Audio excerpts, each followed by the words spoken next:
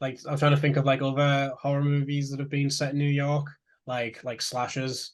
Um, so there was Jason Goes to Manhattan. I think it's like part like 8 or something.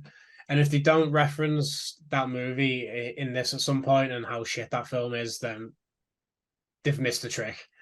But like it's called Jason Goes to Manhattan, and I think he's in actually in New York for like the last like 10 minutes. He's on Is a boat for the massive chunk of it. I've not seen it, Gib. I've not seen the first Friday the 13th all the way through, and I've not seen any of the other films. I always thought Jason Goes to Manhattan was the joke fan name for the film. No. It's actually called Jason Goes to Manhattan. Yeah, it's like Friday the 13th part. I think it's part 8. And it just says Jason Goes to Manhattan. Yeah.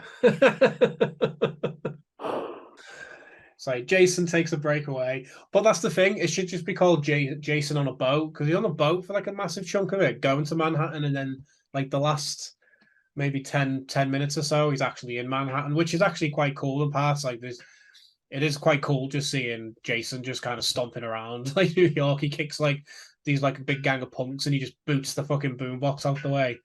Um, that's quite cool, but like that's yeah, that's like the last 10 minutes of.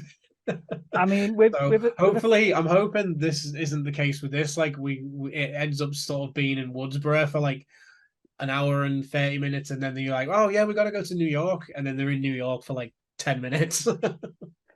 I mean, with a title like Jason Goes to Manhattan, like I always think Muppets in Manhattan.